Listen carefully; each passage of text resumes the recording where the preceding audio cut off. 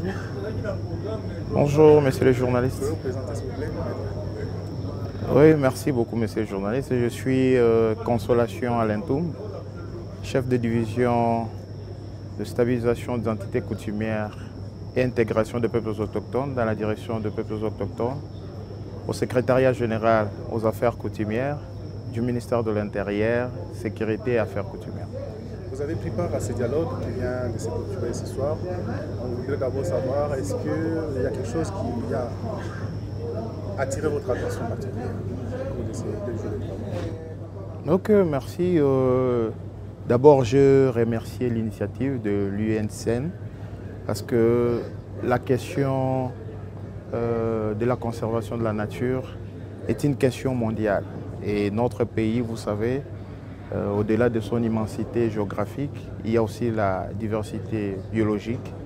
C'est ainsi, il est cité comme étant l'un des pays solutions au monde. Et cette activité, ou soit l'atelier que nous venons d'en finir aujourd'hui, vous allez voir, tire son origine dans la Convention sur la diversité biologique que notre pays, la RDC, avait ratifiée depuis le 3 décembre 1994. Et voilà, le pays devait quand même cheminer parce que c'est un engagement qui a pris au niveau international et que cet engagement devait toujours continuer pour faire voir dans la salle du monde qu'est-ce qu'il faisait en termes de la conservation. Et là, vous allez voir même les objectifs qui ont été assignés lors de la dernière COP. Il y a dans le cible 3, on a parlé de l'objectif 30 x 30 comme étant un catalyseur de la conservation inclusive de la biodiversité. Voilà ainsi, par rapport à cet atelier, ça a été vraiment un objet très capital. Ça nous a beaucoup aidé. Et puis, ce qui m'a beaucoup également aidé, c'était parce qu'on a été invité en tant que ministère, mais du moins, on a été également consulté en tant que juriste parce il fallait également expliquer sur la scène du monde et puis à tous les participants si on avait quand même une législation en rapport avec la protection et la conservation de la biodiversité. Qu'est-ce qu'on peut retenir justement de la législation sur les APAC ou les AMEC? Parce que c'est de ça qu'il s'agit. Est-ce qu'on peut penser qu'aujourd'hui la RDC a déjà des instruments qui encadrent les AMEC? Oui, merci beaucoup, monsieur le journaliste. Vous allez constater que la RDC a pris vraiment beaucoup d'instruments juridiques quant à ça, mais du moins ce qui nous intéresse à la matière, c'est la loi relative à la conservation de la nature. Vous allez voir dans cette loi, on a prévu des dispositions autres ou soit autres mesures de conservation. C'est dans cette optique qu'on va parler maintenant des AMEC. Et vous allez voir que nous ne souffrons pas de la législation. Il y a vraiment un arsenal juridique bien taillé quant à ça. Mais du moins, il y a quand même des dispositifs qui ne cadrent pas ou soit qui doivent être améliorés. Parce que vous voyez la conservation au niveau de la communauté locale et des peuples autochtones, c'est vraiment une conservation qui était purement coutumière.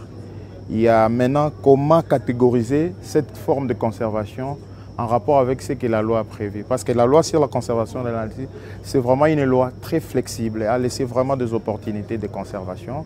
C'est ainsi, nous ne souffrons pas de la législation.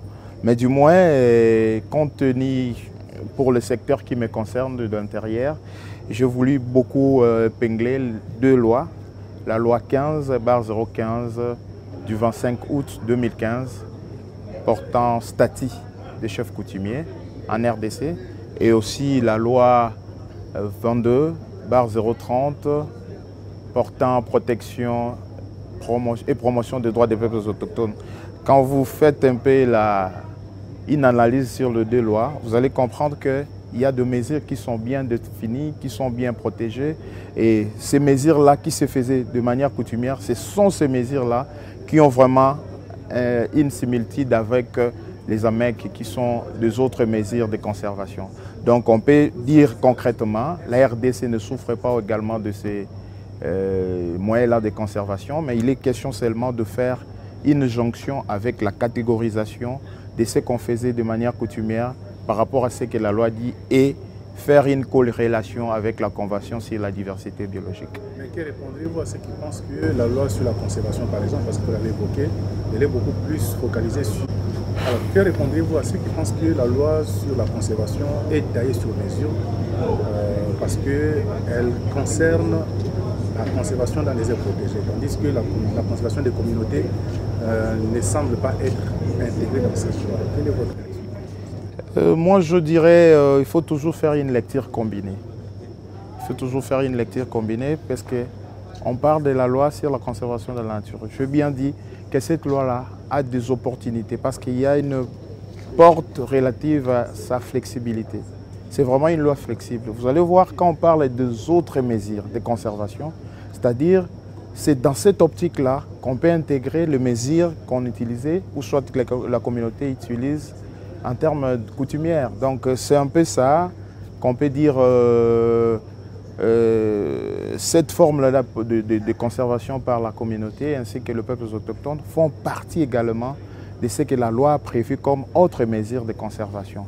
Donc si on fait quand même la lecture combinée de ces dispositions et nous lisons également les deux lois que je venais de citer tout à l'heure, vous allez voir que ça part en quelque sorte de la même manière. Mais la plus petite inquiétude que nous avons, c'est seulement la classification. Vous voyez là-bas, on a classifié, mais comment on peut classifier maintenant les autres mesures là qu'on prend de manière coutumière dans la classification qui a été faite, qui a été détaillée dans la loi sur la conservation de la nature. C'est un peu cette gymnastique-là.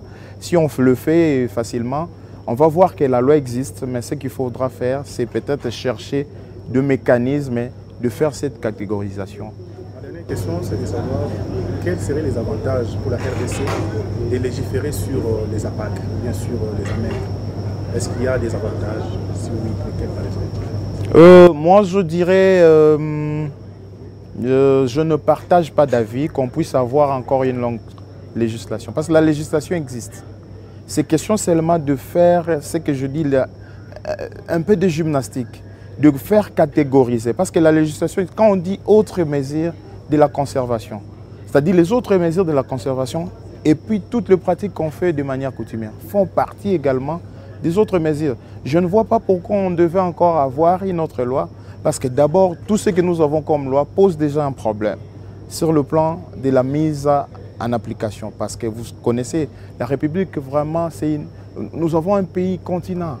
Vous voyez, alors, si on doit tout le temps voir des dispositions légales et que ce qui était déjà là n'a pas, en quelque sorte, je peux dire, n'a pas changé ou n'a pas violé quelque chose, je pense qu'il faut demeurer dans ce qui existe, mais il faut peut-être avoir d'autres mesures de mise en œuvre et d'accompagnement pour permettre à ce que ce qui a été dit dans les lois passées puisse être dans l'application. Merci. Je vous remercie, monsieur le journaliste.